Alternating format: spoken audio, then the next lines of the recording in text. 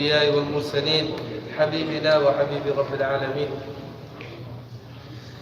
رب اشرح لي صدري ويسر لي أمري واحلل عقدة من لساني يفقهوا قولي سبحانك لا علم لنا إلا ما علمتنا إنك أنت العليم الحكيم وتب علينا إنك أنت التواب الرحيم. Before starting, 2-3 questions. First question, which chapter are we on? Tawakkul. You give the announcement of reading Yaqeen, right? MashaAllah. So Tawakkul and Yaqeen. Number 2, what was the nuskha that we gave? The method that a person can develop Tawakkul in their life? Small dua every time you intention like Allah is doing it. Yeah, exactly right. I'm just going to repeat it so everyone hears, but that's exactly what it is.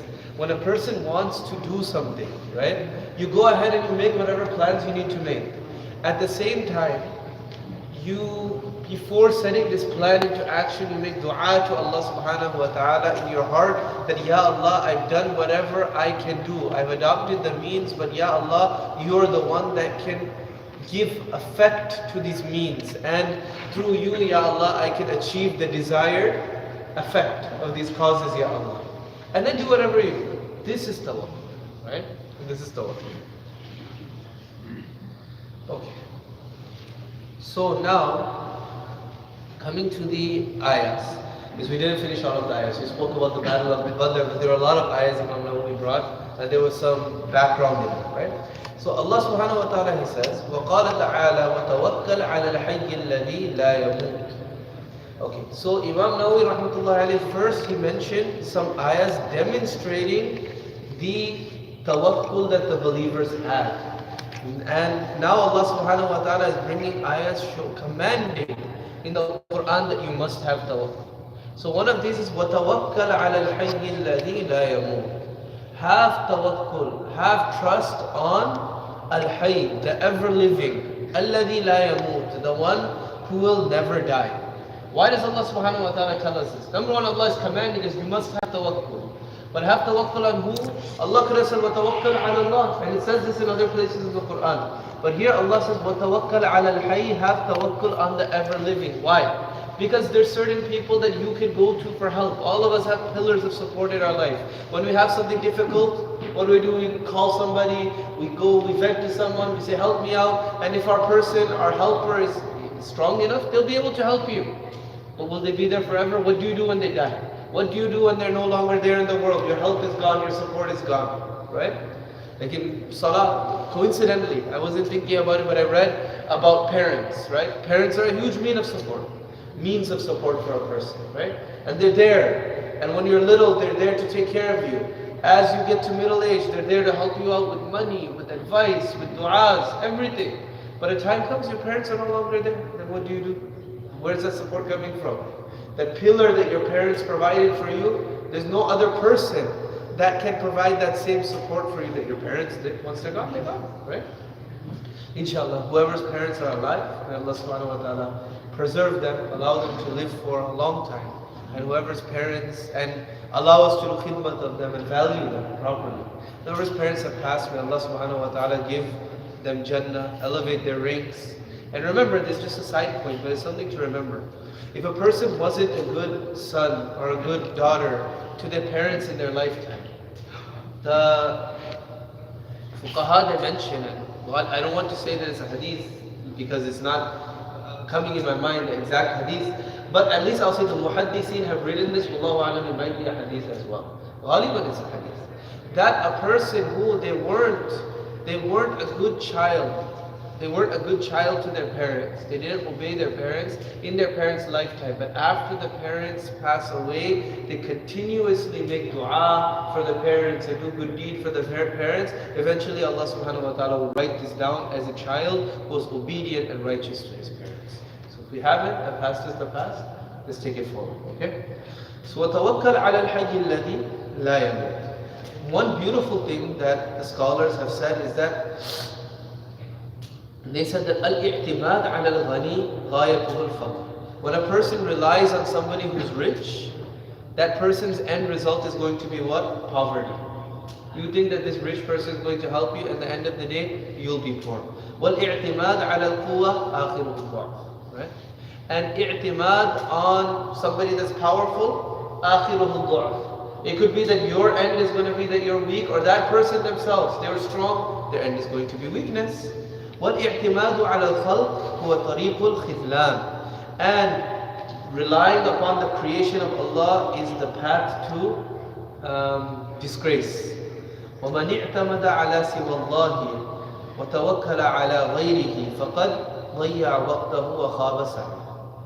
The person who relies on other than Allah subhanahu wa ta'ala, that person has wasted their time and they've been deceived in their efforts. لأن الحي الذي لا تجري عليه فنون العوارض دعاك إليه بألطف دعواه. Because the one, Allah subhanahu wa ta'ala, upon whom no condition can occur, right? Nothing can affect Allah subhanahu wa ta'ala. He's calling you and saying, trust on me. So if you trust on anybody else, what are you doing? You're fooling yourself, you're wasting your time, you're wasting your efforts.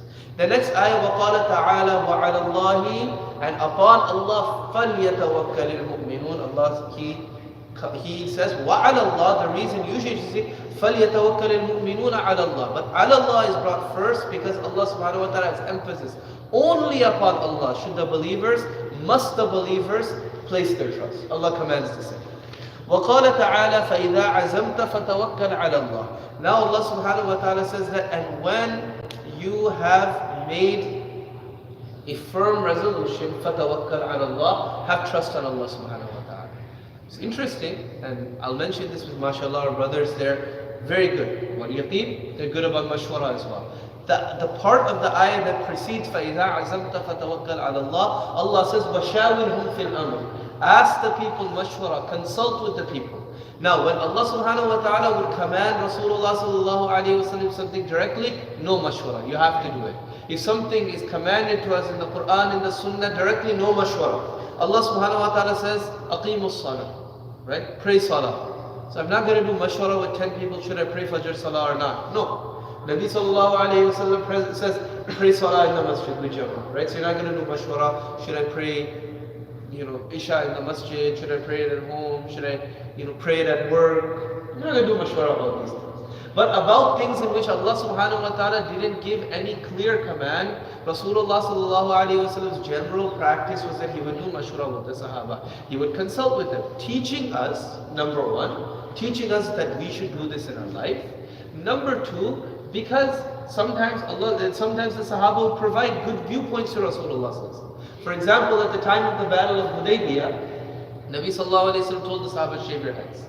They didn't. He didn't know what to do. So he went to his wife, Salama.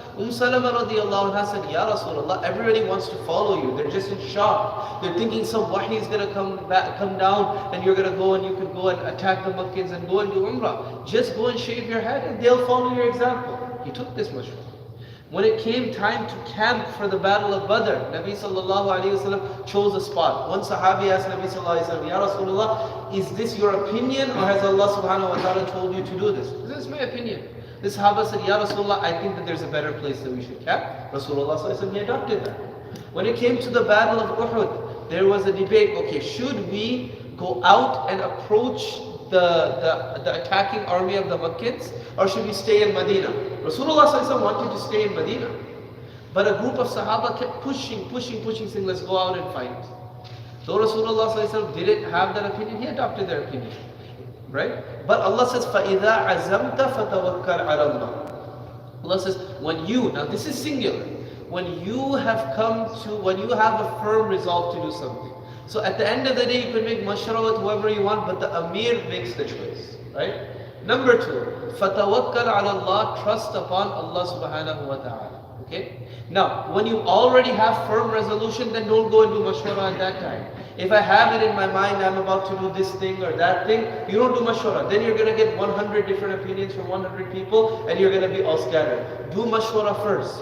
Then do istikhara, then do whatever you're going to do, put your place in Allah. And at the end of the day, just like all of the other means that we adopt in this world, mashwara is one means. Do we rely on it? Is the mashwara always going to lead to the right thing? No. A person may make mashwara with 10 people before they get married. She's a good girl. Then what happens? She might be good, but you guys don't get along. And then there's a divorce, right? Then mashwara, It was a means that you adopted. The result wasn't what you wanted. Oh well, right? فَتَوَكَّلْ عَلَى اللَّهِ. Put your trust in Allah subhanahu wa ta'ala, right? Don't put it in the mashwara. Mashwara is a thing that Allah subhanahu wa ta'ala has put in place for us to adopt, but the ultimate doer again is who? Allah subhanahu wa ta'ala. After this, Imam Nawawi brings some ayahs saying what happens when you have tawakkul. So he says, وَالْآيَاتُ فِي الْأَمْرِ بِالتَّوَكُّلْ كَثِيرَةٌ مَعْلُومَةٌ. The ayat commanding us to have tawakkul, they're many and they're well known. وَقَالَ تَعَالَى وَمَنْ يَتَوَكَّلْ عَلَى اللَّهِ فَهُوَ حَسْبُهُ. Whoever has tawakkul and trust on Allah, Allah will be enough for him. Now, Allah has commanded us to have tawakkul. Allah has shown us that the Sahaba radiallahu anhu and Nabi sallallahu alayhi wa sallam had tawakkul. Now Allah said, when you have tawakkul, what do you get? Allah will be enough for you. Allah will be enough for you, so what else do you need? When the one who controls the heavens and the earth, when the one who controls happiness and sadness, when he's yours, what else do you need? Right? وَمَن يَتَوَكَّلْ عَلَى اللَّهِ فَهُوَ حَسْبُهُ. This ayah comes right before Allah says, وَمَن يَتَّقِ اللَّهَ يَجْعَلْ لَهُ مَخْرَجًا. Whoever fears Allah, whoever is aware of Allah, whoever has taqwa, Allah makes a way out for them, out of every difficulty. And when do we lose our trust in Allah the most? When it comes to our rizq, when it comes to our food, our money. So Allah says, وَيَرْزُقْهُ مِنْ حَيْثُ لَا يَحْتَسِبْ. And Allah will provide for them in ways they never imagined. Then Allah says, وَمَن يَتَوَكَّلْ عَلَى اللَّهِ. But Allah will provide for you when you have trust in Him. فَهُوَ حَسْبُهُ. He'll be enough for you. And then Allah subhanahu wa ta'ala, He says, وَقَالَ تَعَالَى, or أي كافيه, وَقَالَ تَعَالَى إِنَّمَا الْمُؤْمِنُونَ. The believers are only those الَّذِينَ إِذَا ذُكِرَ اللَّهِ. When Allah is mentioned, وَجِلَتْ قُلُوبُهُم. Their hearts tremble. وَإِذَا تُلِيَتْ عَلَيْهِمْ آيَاتُ. And when ayahs are recited, زَادَتْهُمْ إِيمَانًا. Their iman increases. The intensity of their iman increases. وَعَلَىٰ رَبِّهِمْ يَتَوَكَّلُونَ. And on their Lord they have tawakkul. So the definition of a mu'min includes a person of tawakkul. وَالْآيَاتْ فِي فَضْلِ التَّوَكُّلِ كَثِيرَةٌ مَعْرُوفَةٌ. And the ayahs mentioning the virtue of tawakkul, they're many and they're well known. I'm going to read the one hadith actually, because we've been going ayah. Now let's hear the words of Nabi sallallahu alayhi wa sallam. Heard the words about that. فالأول وأما الأحاديث فالأول. There's 10 ahadith in this chapter. عن ابن عباس رضي الله عنهما قال قال رسول الله صلى الله عليه وسلم. Say صلى الله عليه وسلم. عرضت علي الأمم. Rasulullah sallallahu alayhi wa sallam said that the ummahs, they were presented to me. This could have happened in a dream. This could have happened in alam al-misal. It's a different discussion. What is alam al-misal? Or alam al-ru'ya? Or it could have occurred on the night of Mi'raj, right? But Rasulullah sallallahu alayhi wa sallam said they were presented to me. Night of Mi'raj or in a dream. Wallahu a'lam. فَرَأَيْتُ النَّبِيَّ وَمَعَهُ الرُّهَيْدِ. So Rasulullah sallallahu alayhi wa sallam saw many different nations. So Rasulullah sallallahu alayhi wa sallam said, I saw a prophet. وَمَعَهُ الرُّهَيْدِ. With him was a small group of people. Ruhayt means 3 to 9 people. That's all. These are the only people that believed in this messenger. وَالنَّبِيَّ وَمَعَهُ الرَّجُلُ وَالرَّجُلَانِ. And I saw a Nabi, with him was only one person or 2 people. وَالنَّبِيَّ وَلَيْسَ مَعَهُ أَحَدٌ. And there was one prophet who nobody was with. Imagine. There's nobody with this prophet. This person called and called. So people who are involved in da'wah, whether the da'wah is to Muslims, whether it's to non-Muslims, this gives you hope. That who are me and you? We're not Anbiya. Anbiya alayhimu salatu wasalam were calling out to people and nobody believed in them. It's the mercy of Allah that Allah subhanahu wa ta'ala doesn't look at the results, Allah looks at the efforts. Right? How many da'is are there now? They've made hundreds and thousands of people become Muslim. Dr. Zakir Naik, how many people have become Muslim through him? Many, right? I'm not saying he's bad, he's good, mashallah. Many people have accepted Islam through him. Can you tell me an Egyptian da'i? Good. Not the controversial ones you tell me. No. Good one. Who's a good No, one? Ahmad Didat or other. Okay, Sheikh Ahmad Didat. So many people accepted Islam through him, right? Sheikh Sha'rawi in Egypt, right? Many people came back to Islam because of him, right? Then you have Sheikh Abdul Fattah al-Ghudda. You have, then go more past, you see like the people who lead the tariqas. For example, you have Sheikh Abdul Qadir Jilani, you have Sheikh Muhyiddin Chishti rahimahullah. One trip through India, 800,000 people accepted Islam. They see him making wudu, Hindus are becoming Muslim. And now, on the other hand, you have Nuh alayhi salam. 900 years calling people to Islam, less than 80 people, more than 80 people, less than 90 people accept Islam. One prophet's calling people, nobody accepts Islam. Do these people who have made thousands of people have become Muslim because of them? Are they better than these prophets? No, never. They can't be better than a prophet. Prophets are prophets, right? This is why Allah subhanahu wa ta'ala looks at our efforts, not our result. Now, Nabi sallallahu alayhi wa sallam says, إِذْ رُفِعَ عَلَيَّ سَوَادٌ عَظِيمٌ. Then suddenly, a great crowd was lifted in front of me. فَظَنَنْتُ أَنَّهُمْ أُمَّتِي. I thought that they were my ummah. And look, this is one of the things. Rasulullah sallallahu alayhi wa sallam, he wants the ummah to be big. There's many other hadiths that Nabi sallallahu alayhi wa sallam says that تَزَوَّجُوا الْوَلُودَ الْوَدُودِ, right? Marry loving, fertile women. فَإِنِّي مُكَاثِرٌ بِكُمُ الْأُمَمِ. Because the ummah will be large. And it's a means that the prophets will be happy when their ummahs are big. So look, you'll be making your Nabi sallallahu alayhi wa sallam happy if you have children. This small family fashion, family planning, it's not an Islamic concept, right? Allah subhanahu wa ta'ala Nabi sallallahu alayhi wa sallam wants us to have many children, right? Nowadays, they used to be like, hum do or hamare do, like us two and our two. Now it's like, I saw an article, so many people now, they said the active choice just to have one child, right? Active choice. Why? So we can enjoy our lives. Or so that child doesn't have to experience sibling rivalries and this and that, right? Now, if a person cannot have children, that's a different thing, right? Try, right? What Allah subhanahu wa ta'ala says, وَكُلُوا وَاشْرَبُوا حَتَّى الْآنَ بَاشِرُهُنَّ وَابْتَغُوا مَا كَتَبَ اللَّهُ لَكُمْ. Seek what Allah subhanahu wa ta'ala has given you. You try to have children, right? Our Nabi sallallahu alayhi wa sallam, have that niyyah. I'm making my Nabi sallallahu alayhi wa sallam happy. فَقِيلَ لِي هَذَا مُوسَى وَقَوْمُهُ. Nabi sallallahu alayhi wa sallam was told, it's not your ummah. This is Musa alayhi salam and his nation. وَلَكِنْ زُرْ إِلَى الْأُفُقِ. وَلَكِنْ انْظُرْ إِلَى الْأُفُقِ. But look at the horizon.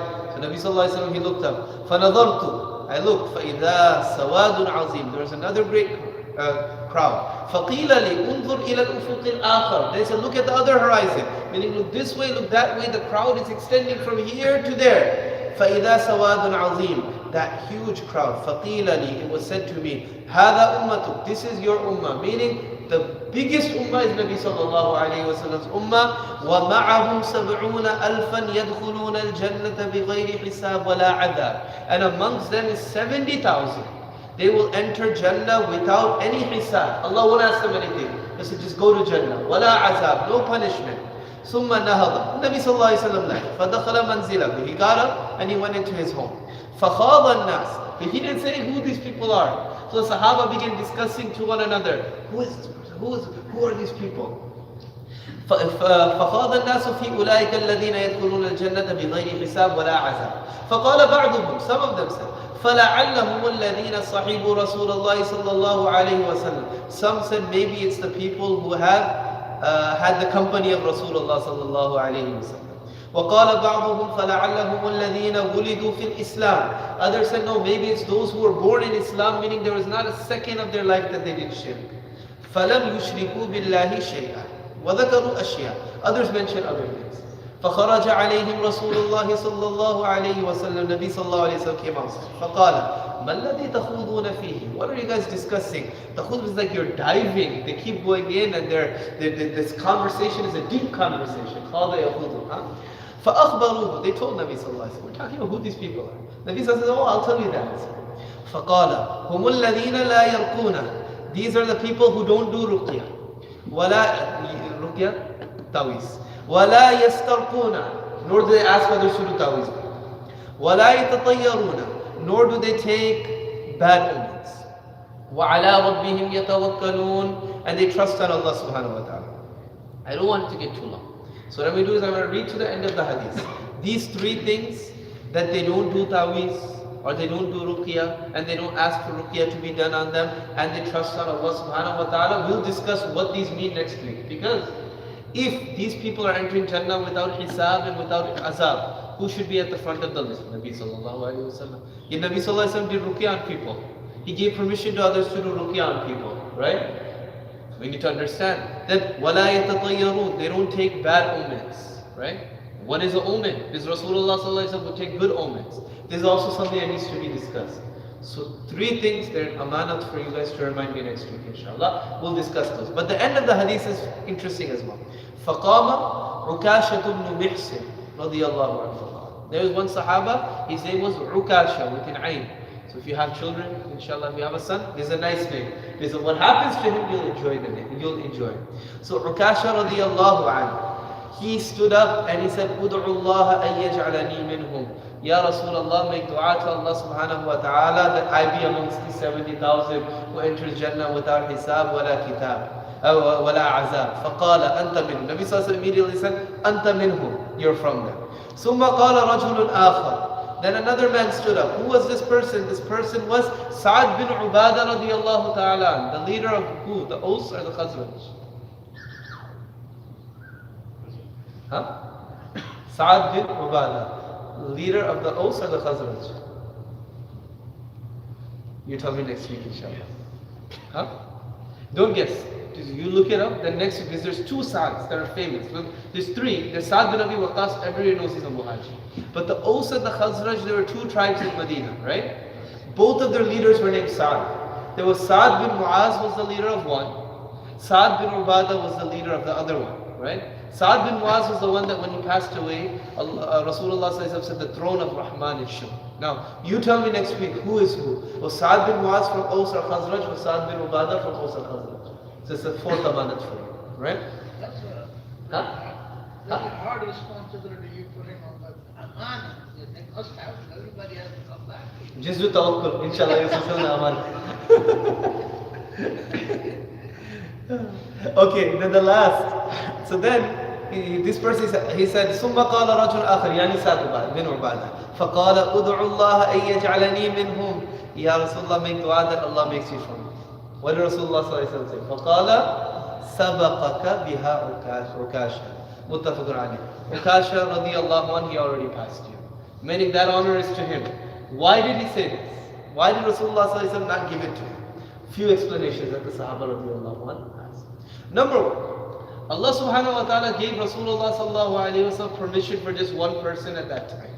Right? So Rasulullah sallallahu alayhi wa sallam said, okay, Ukasha radiallahu anhu asked, got it. Number 2, Sa'ad bin Ubadah and many other people there, after all, no doubt they were very good. But in these qualities that were mentioned, Ukasha radiallahu anh, he excelled them in these qualities.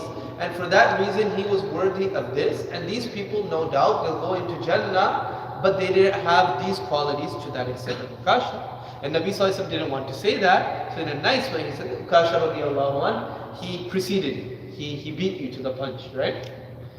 Number 3, they say that Rasulullah did this to close the door. Because if he made dua for this person, another person would stand up, another person would stand up, it will never end, right? Another thing that's interesting, I like this, is that look, there is a hadith in which Nabi sallallahu alayhi wa sallam says, the hadith is narrated by Imam Tabarani, that inna li rabbikum fi ayyami dahrikum nafahat.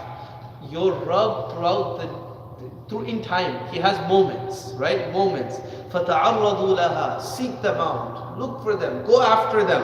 فَتَعَرَّضُوا لَهَا لَعَلَّهُ أَن يُصِيبَكُمْ نَفْحَةٌ مِّنْهَا فَلَا تَشْقَوْنَ بَعْدَهَا أَبَدًا. Perhaps you will meet one of these moments, right? You will find one of these moments and you will never ever have anything to regret after that. You'll never be misfortunate after that, right? I mean, there's certain moments. It doesn't just have to be Laylatul Qadr, it doesn't have to be Ramadan. It could be a random day, at a random year, at a random time, and Allah subhanahu wa ta'ala's mercy is overflowing at that time, and a person catches Allah subhanahu wa ta'ala, catches that time by making some dua or doing some good deed. Allah subhanahu wa ta'ala says, that's it. Right? And so this one moment was there, Ukasha radiallahu anh, he stood up, he asked, Nabi sallallahu alayhi wa sallam said, it's yours. And that moment passed, right? So whenever something good happens, make dua for it at that moment. Whenever an opportunity comes, try to seize it at that time. Inshallah, may Allah subhanahu wa ta'ala make us all amongst these 70,000, inshallah. May Allah make each and every one of us like that. Inshallah, next week we'll discuss this. يَرْقُونَ يَسْتَرْقُونَ وَلَا يَتَطَيَّرُونَ. And you guys will tell me, inshallah, who is Sa'ad bin Ubadah, who is Sa'ad bin Mu'az, radiyallahu anhuma, wa akhiru da'wana.